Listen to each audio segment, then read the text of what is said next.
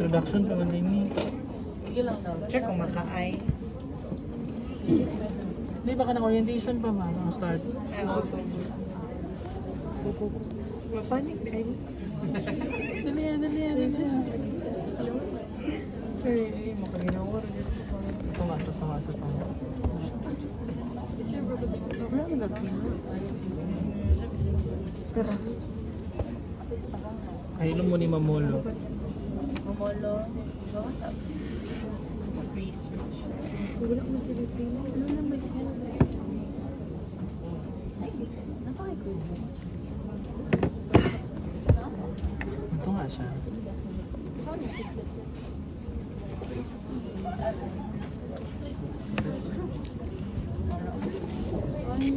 Lahi day lang sa oras.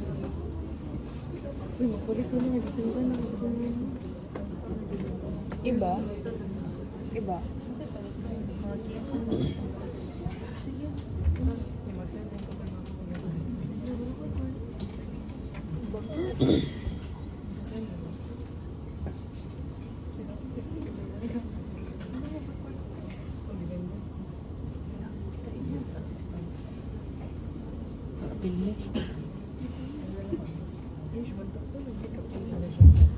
Hello, good afternoon. Afternoon daw.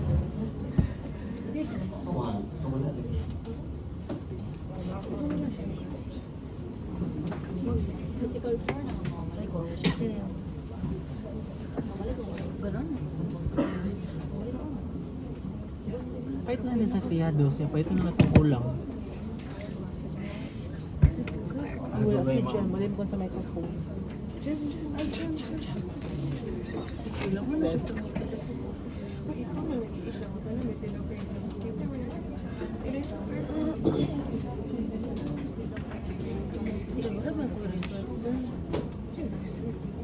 After party.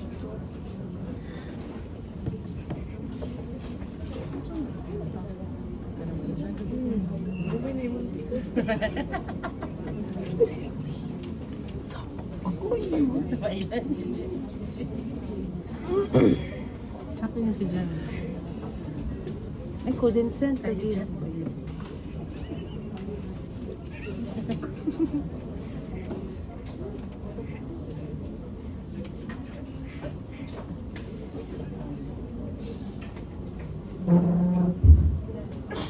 Thank you. Okay. Good afternoon again, everyone. Afternoon. So, ayan, no, congratulations. Second year na sila. Wow. Yay. Diba? Sige. So, welcome to Research 2. So, this is the second part of, mga research, no? Second part of research. So, nung first year, you had your Research 1, which is mainly focused on biostatistics. Okay? So, ngayon, we'll go to the application part of it na. So, we'll talk about epidemiology for this year. Okay, so this is one of the courses that you will be learning under the Department of Family and Community Medicine. Okay? So this course is, it has a credit hour of 36 hours, tapos schedule natin is 3 to 5, and of course the prereq is Research 1. So these are the faculty or the lecturers for this course. So you have Doc Jessivelita Fabian. Do you know her? You have met her na, no? No. So research 1 din. Wala siyang lecture. Wala. Wala ba? Talaga?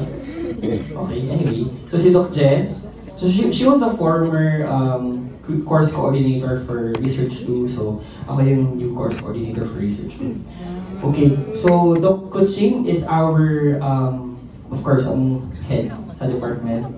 And Doc Lin, you all know her from PHC. She'll also be giving lectures here.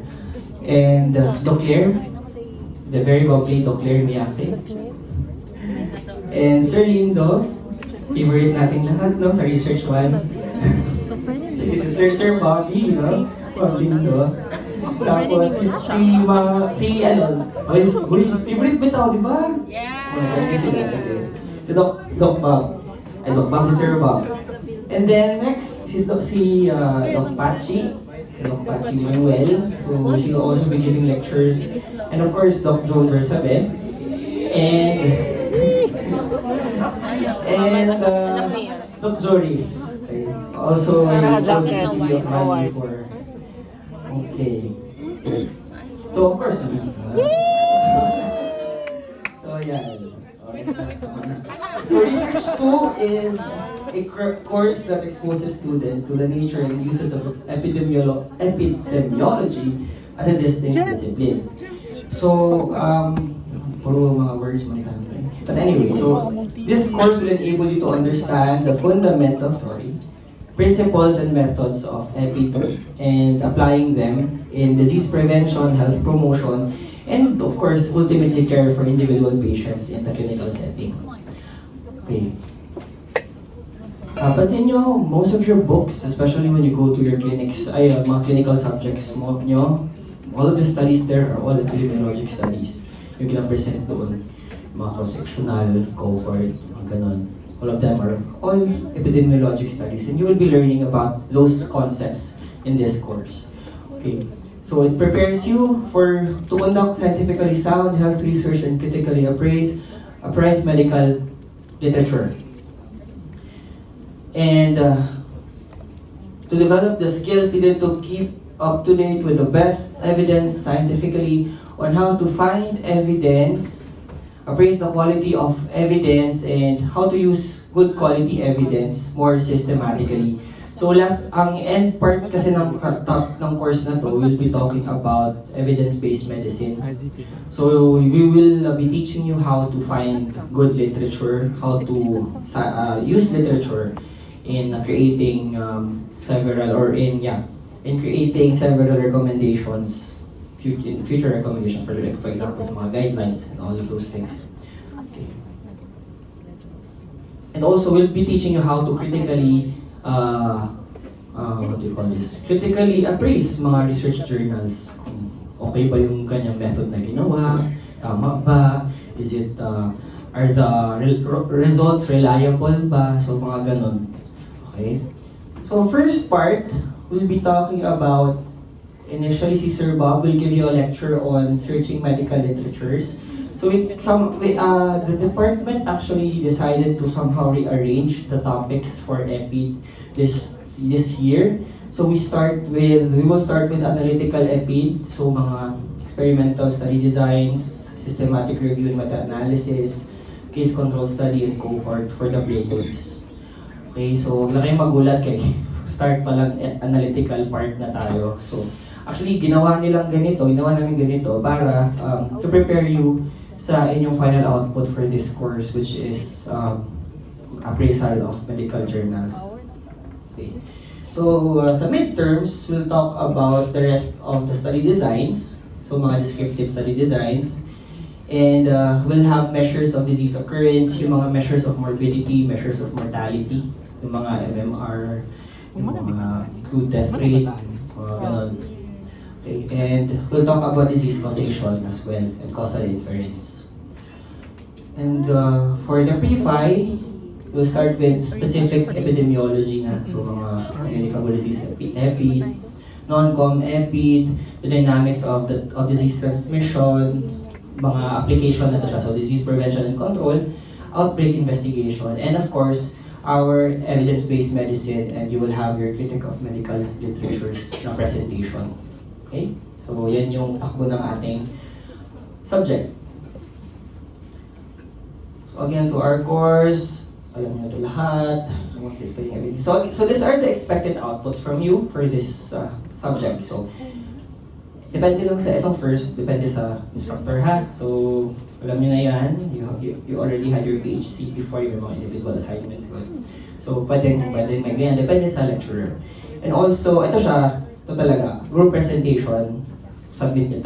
Gagawin talaga ito ng lahat for the journal critique na gagawin nyo. Okay, so aside from the group presentation, you'll also have your written output for the journal critique. Okay? Critique. Okay, so again, itong tatlong to ang expected outputs from you. Okay? Alright? Oh, sige. Okay, so just like any other core or subject in our department, ang sources natin will be from everywhere. So depende sa lecturer. So you ask the lecturer kung ano yung source nila ng topic. Okay? So every time they give the lecture, ask nyo kung saan galing yung lecture. Kasi nga, public health is very wide. Even sa board exams, it's one of the toughest subjects kasi nga ang dami-daming pwedeng maging lumabas sa public health. So, yeah. Kaya, ayan, madaming sources for this course. And, yeah. So, if you have any problems related to grades, what else? Sorry.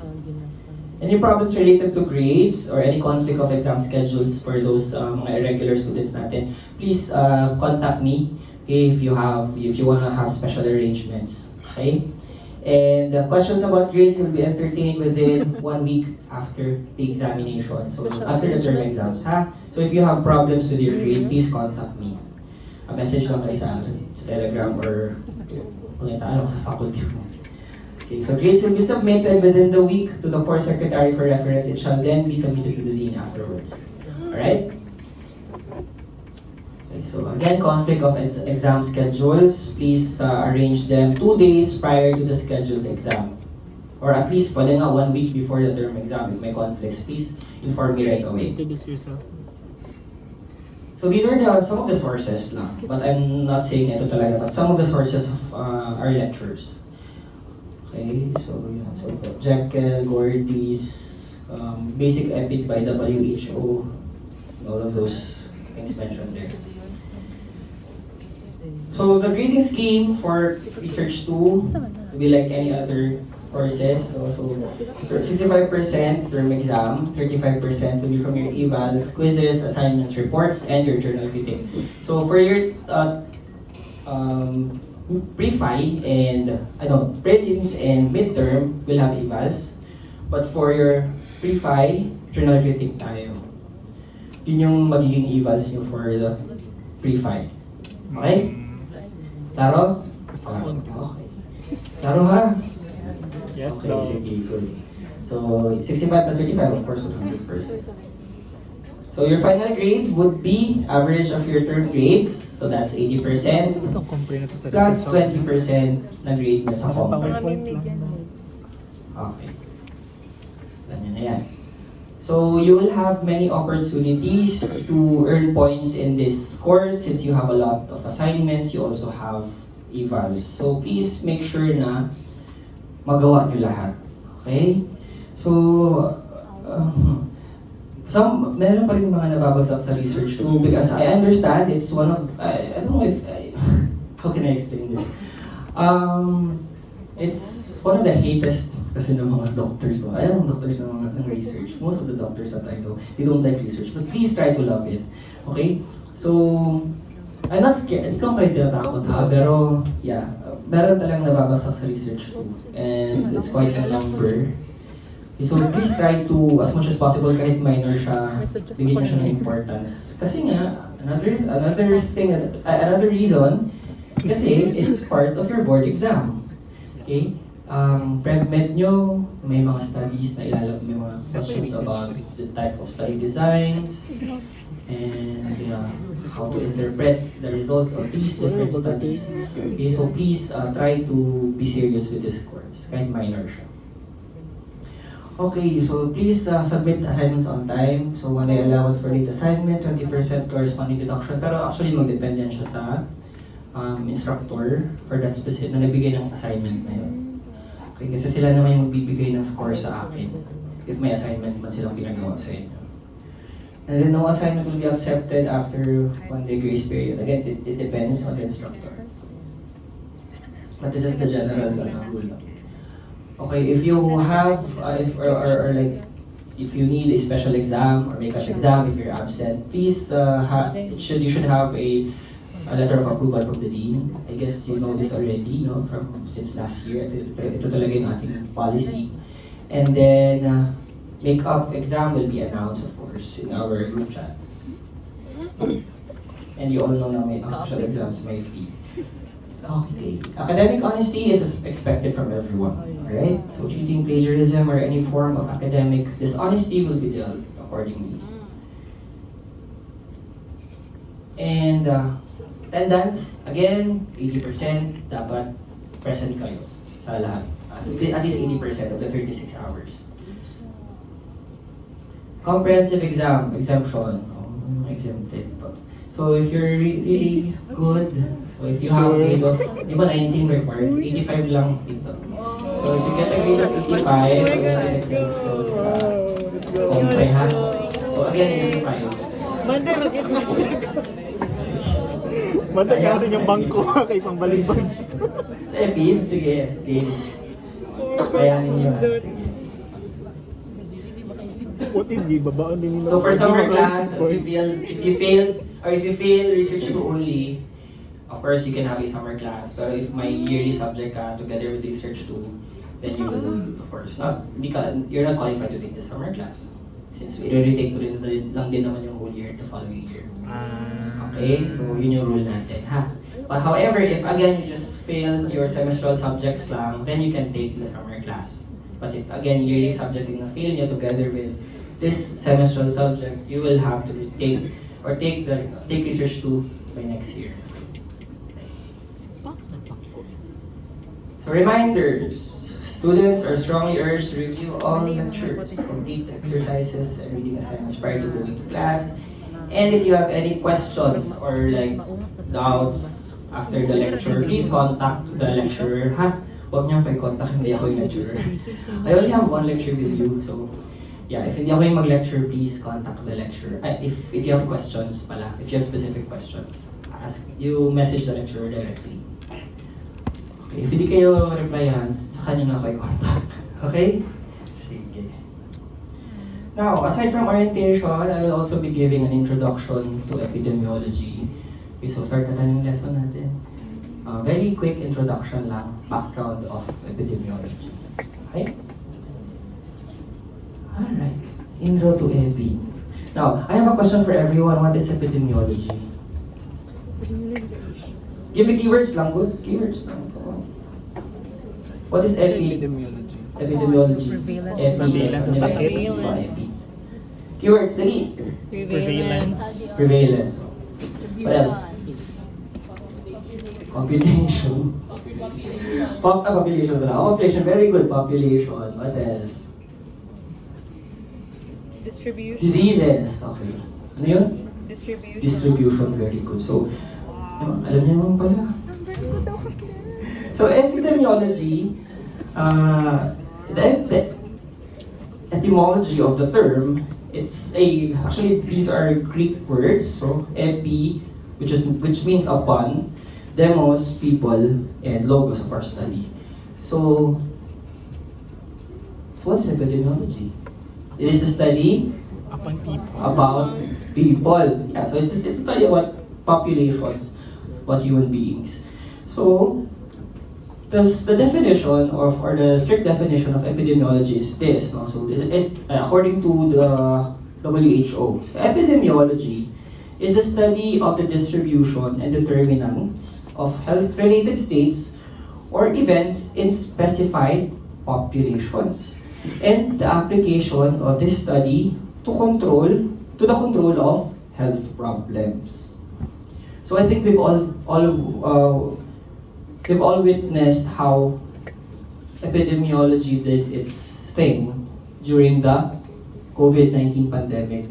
So all of the efforts that we made were actually backed with epidemiologic strategies under public health. So that is why this is very important. That is why we need to study it as doctors. And aside from the mga pandemics na yan, even individual diseases has their own epidemiologic profiles. So when you give, let's say, counseling to your patient, and you talk about the disease to your patient, you can actually most of the things that you'll be telling your patients will be based on epidemiologic studies. Okay. So again, epidemiology is a study. So it is actually one of the basic sciences of public health. So if you want to study epidemiology more after your medical degree, you can take a master's in public health, or you can also take Masters of Science in epidemiology if you want. No? So again, it is one of the basic sciences of public health, and it is a scientific discipline with sound methods of scientific inquiry at its foundation. So it is data-driven, systematic. So there's an unbiased approach to data gathering and interpretation, and it relies on your knowledge of research one, your knowledge on biostatistics. So kaya always prereq talaga ng EPID ang biostat. Kasi you won't be able to interpret specific numbers on EPID if wala kang magandang knowledge on biostatistics. Distribution. Again, we studied distribution in this course. So we'll be talking about frequencies. No? So frequencies of like number of health events, for example, and relative to the population size. Okay. So we'll talk about 3 P's here. 2 P's and 1 P. So patterns of among persons, among places, and among a different time. Okay? So ito yung ating titingnan ng mga patterns dito. So in epidemiology, we check for patterns, okay, among the population, among a specific geographic location, and on a certain period of time. And we also talk about different determinants. So if may disease, of course, meron talaga yan siyang determinants. So what are determinants? So these are causes or factors that might have caused the disease. Okay? So let's say may bagong disease na lalabas. Okay, before we can say that this specific factor is a risk factor to that new disease, we need epidemiology to back it up. Okay, to back up your claim. So yun, again, very important. Alam niyo yung epid. So these causes or factors, they may either be biologic causes, they may also be chemical causes, behavioral, or other factors that might have caused a specific phenomenon or a disease. Okay, we'll be talking about, of course, different health-related states. Okay, so when you say health-related states, so anything that affects the well-being of a population, so it may be a disease, a disability, it may be about mortality, life expectancy, quality of life. So again, hindi lang siya puro diseases, ha? So everything that involves health will be tackled. And of course, populations. So again, the beauty of public health, we are not treating individual patients here. We are giving interventions to treat the population. Okay, so that's public health. And that's how we work as doctors in public health, or even in primary health care rather. So we give interventions, population-based interventions. Okay, so these are the 2 branches of epidemiology. So you have your descriptive and analytic. Parang statistics, no? May descriptive, may analytic din. So when you talk about descriptive epidemiology, it talks about magnitude and distribution of health-related states according to place, person, or time. So, anyone who can give me an example ng data about na descriptive epidemiology data siya? Ano yun? Sex? What about sex? Anong klaseng sex? What about sex? Yeah.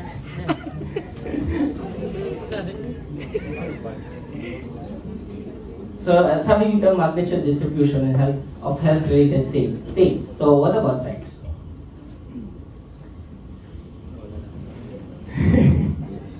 So, let's say number of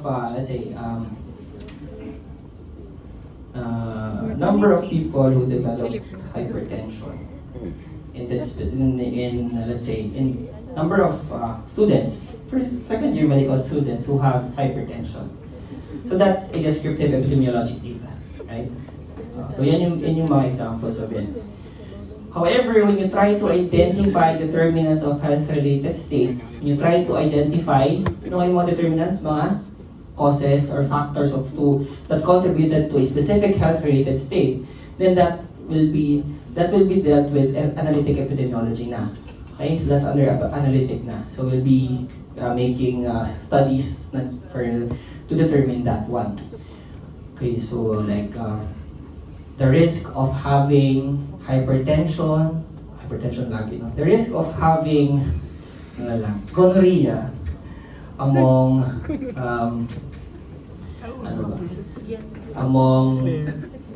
sex workers. So that's if you want to determine the risk, then that's already under analytic epidemiology na. Okay? So again, sa descriptive, we answer these questions. So what are the health problems of a community? So what are the attributes of these illnesses? And how many people are affected? Mga ganon. What are the attributes of affected persons totally? And over what period of time na nangyari yun? And where do the affected people live, work, or spend their leisure time? Okay, so yan yung descriptive. Sa analytic naman, again, we discover or we talk about etiology, prognosis, and program evaluation. Okay, so we answer the question, what are the causal agents, what factors affect the outcomes, and by what mechanisms do these factors operate. So yan yung, that will be covered now by analytic EPID. So we also have different study designs, okay, for us to determine those things or to answer those questions. So, when you say descriptive, yung mga study designs under this one are the following. So, you have case studies. And if you combine different case studies, it's called case series. So, different case studies, i-combine mo sila kasi may the same characteristics sila. They become, you create a case series from that. Cross-sectional studies. Ano ba yung cross-sectional? Meron ba kayo ganito sa Research 1? Survey. Pero naman, na-discuss mo na sa Research 1. So, cross-sectional, actually, it's an intermediate between descriptive and analytic. Okay? Kasi si cross-sectional, it studies prevalence of different factors, prevalence of different diseases. Okay, and then they compare it. And then sometimes we can use it as, we can compare it para magbigay ng somehow a sort of conclusion na probably this specific factor is causal to this specific disease or state. Okay, so yun yung cross-sectional. Si analytic naman, you have the following. So you have your case control, wherein you have a case, a population composed of cases, let's say, of that specific health state that you would want to study, and control, yung mga tao na wala nung specific health-related state na pinag-aaralan mo. Then you compare them and then you follow them up. Okay, or you check whether may differences pa on the occurrence of the disease. Or a specific causal factor. So that's case control. And then cohort, of course, follow-up yan siya. No? Cohort is a follow-up study. So lahat walang disease, lahat walang factor. And then you follow them up. Pwede may exposure na pala yung iba. Yung iba meron, yung iba wala. So follow-up mo. Anyway, so yan, experimental studies. Yan. Sa experimental, of course, you control the exposures. So yun yung experimental. So systematic reviews and meta-analysis is when you analyze different analytic study designs na. Okay? So in other words, the scope of this course or this of epidemiology is actually we describe the health status, we explain different causal factors, we predict occurrence of disease, and ultimately we control the spread of a specific disease. So, ganoon naman tayo sa preventive medicine, di ba, sa public health. So, ito talaga yung ultimate goal natin, to control the spread or the occurrence of a specific health event. Okay? So, ayan. So, these are the different objectives of epidemiology. So, dami-dami naman ito. To identify the etiology or cause of a disease and relevant risk factors. Okay, so do research findings, represent cause and effect associations, or are they merely just associations? Okay, so minsan kasi may association na hindi pala siya causal to that specific disease. Okay, may mga ganyang association. Dahil lang pala yun, meron palang confounder in the middle na hindi na-identify. Okay, so here in epidemiology, we dissect that one. And to determine the extent of disease found in the community. So what is the burden of disease? So you check for prevalence. No? To study the natural history and prognosis of disease. So the one that you're reading in your books, natural history of disease, prognosis, these are all again based on epidemiologic studies. Okay, so yeah. So what is the course of disease from its beginnings to its final clinical endpoints? And to evaluate both existing and newly developed preventive and therapeutic measures and modes of healthcare delivery. So let's say screening for prostate cancer, will it improve survival in people who have prostate cancer? So ganon. So we check for the validity of different tests then and what's their impact on that specific disease. Provide foundation for developing public policy. So this one is very important. Ultimately, we would want to develop policies that would decrease the occurrence of a specific health event. So, yan talaga yung gusto nating mangyari, di ba? So, as public health practitioners, we need to at least provide evidence for it para ma-hikayat mo or ma-lobby mo yung specific policy na gusto mong ipakita. Let's say kay mayor or to whoever na gusto mong kausapin about creating a law about that specific, disease. Okay, so yeah. Before we end, for us to appreciate more epidemiology, let's talk about the history of it. Okay, when did it all start? Ayan, yan na yung mga marites na. Anyway, so the early explanations, the early explanation for disease during those early times, so sabi nila it was because of the wrath of gods, punishment daw, ganun, religious beliefs, and weather. So they don't have really a basis for the cause of a specific disease phenomenon or a specific health-related state. Okay. Then eventually, 400 BC, kana si Kuya Dirac, he said that diseases are caused by environmental factors, although not that specific pa yung sinabi niya, no? So changing seasons daw, hot and cold winds, and qualities of water daw, nakaka-affect daw siya or nakaka-cause siya ng disease. So sino yan si Kuyang yan? Sino si Kuya? Sino yan? Hippocrates. Yeah. Yan, si Hippocrates. So siya yung unang nagsabi or nag-discuss about some scientific basis of disease. Okay?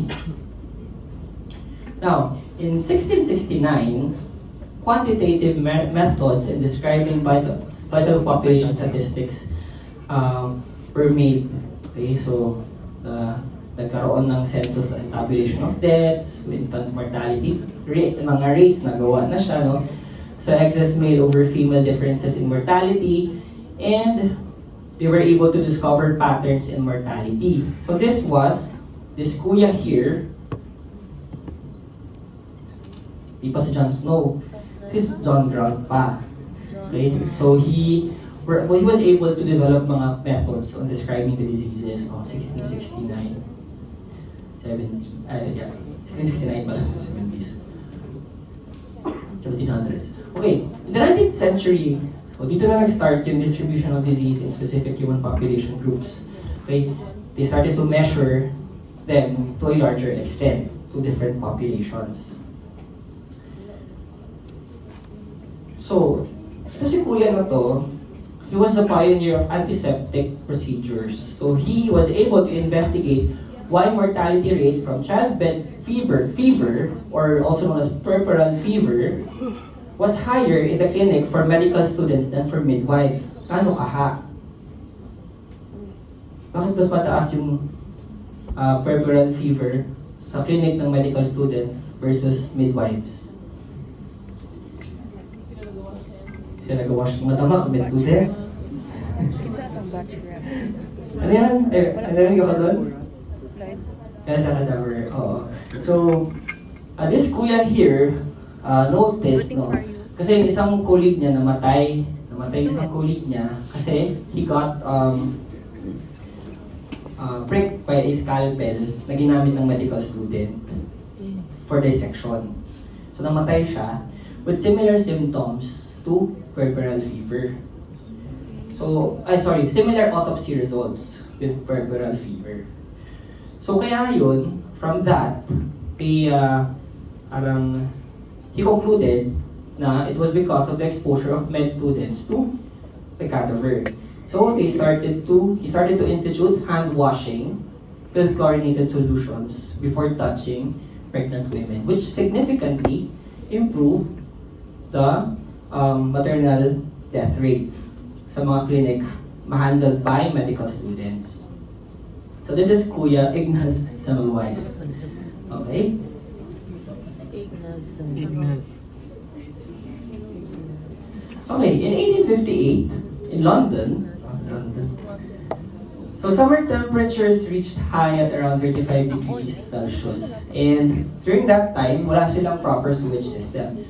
So all of the excrements, all of the, mga wastewater nila, were all thrown to a cesspool near their house, and then eventually it drains to the Thames River. Okay? So, this was known as the period of the Great Stink kasi sobrang baho ng River Thames. Okay, yung river near the Westminster building, their legislative building in London. Okay? So, sa sobrang grabe ng baho, even the legislative function was disrupted during that time. And then, aside from that, there was parang an on and off cholera epidemic sa London. Okay. So it frequently hit their city, and then they had thousands of deaths. So, and during that time, wala pang cure sa cholera. So namamatay yung mga na-infect ng cholera. And they widely believe that it was caused by the Great Stink, by the putrid smell of the surroundings. Okay. So, however, this kuya here didn't believe that that theory, that it was caused by bad air daw. So he was a London-based physician, and he believed that cholera was waterborne. He was considered the father of epidemiology. So who is he? John Snow. So si John Snow. Okay. So si John Snow. So, kaya talaga napahawad-hawad siya, so he did an experiment. So, he located the home of each person who died from cholera. In fact, he was the first to create a spot map. Okay? He was the first to do spot mapping. So, yun yung kanyang spot map. So, he noted an apparent association between the source of drinking water and the deaths. Okay. So, yeah. So eventually, he noted that the districts affected by the cholera epidemic were serviced by only two companies, the Lambeth and the Southwark water suppliers. What's their, But anyway, so these two companies supplies the water of the city. And then, it was noted that Lambeth, they relocated to a less populated area, yung kanilang source ng water. So they noticed that the Southwark, maraming namamatay kay Southwark, those supplied by Southwark. Actually, these people here, it was somehow a natural experiment. Kasi, hindi alam ng mga tao kung ano yung supplier nila yung time na yun. So, parang naging random assignment din siya. No? So, parang naging natural experiment talaga siya. Very ideal for an epidemiologic experiment. So, as you can see, may areas na supplied by one company. Okay? The Southwark, itong green, itong red naman supplied by your Lambeth company. Tapos itong namang area here, random yung allocation ng water supply nila. So he found out, after tallying everything, putting it in a table, that there were more deaths among those supplied by Southwark, the Southwark company. So as you can see, 5% yung death rate, compared to your Lambeth, which is 0.9% lang. And that's 0.9, 50%. 0.9 per 1,000 population. Yung cause of death. Okay? So 1 per 1,000. So isa man 5 per 1,000. There, so he concluded that it was because of the bad water. So dito niya na-prove na It's not because of the air, instead it's because of the bad water, contaminated water. So, ayun. And from that, he was able to encourage improvements in the water supply in the city. And eventually, it led to the decrease in the rates of cholera. And this epidemiologic research had a direct and far-reaching impact on public policy. So, they decided to improve the sewage system. So, yung mga ganon. It was because of his efforts, John Snow. That's why he's considered as the father of epidemiology. Diba? Okay siya. Okay, now, a few years later, this kuya here postulated that diseases were caused by specific living organisms. Remember yung kay Jon Snow, wala pa sila, they weren't able to identify pa the cause, but sinabi na nila, it was because of the dirty drinking water. But it was during this time that they were able to identify na yung mga diseases daw, some of the diseases are caused by specific living organisms. So, who's this kuya here? Can you read niyo yung postulates? Koch. Robert Koch. Tumatawa. Robert Koch postulated that diseases, created this yung Koch's postulate natin, diba? So I think you're all familiar with that one. Ever since college na so.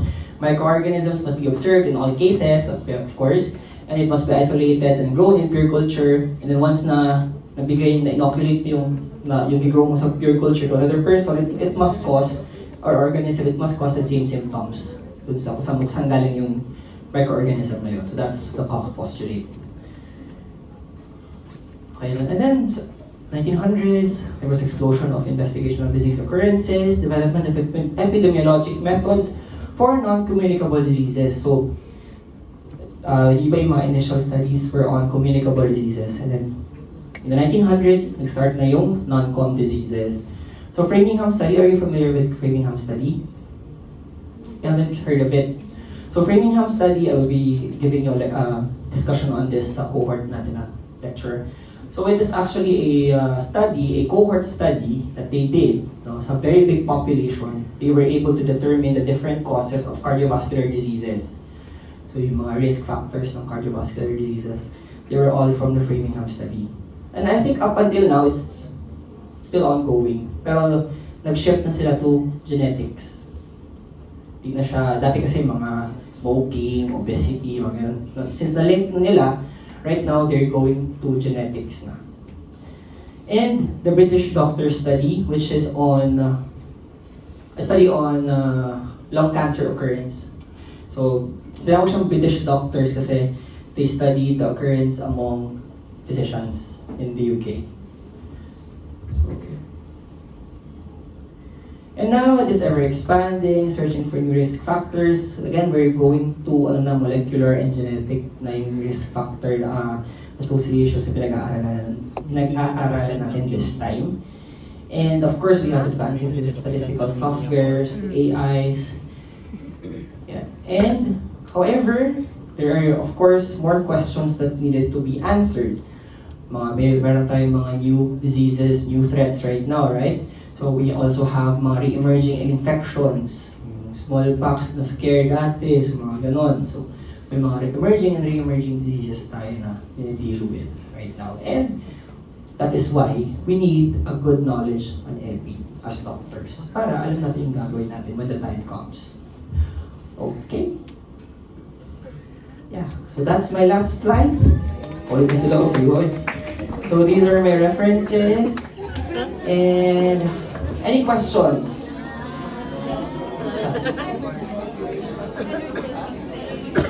Sige, I'll be sending this slide. Alright, wala na ibang question. Wala. Okay.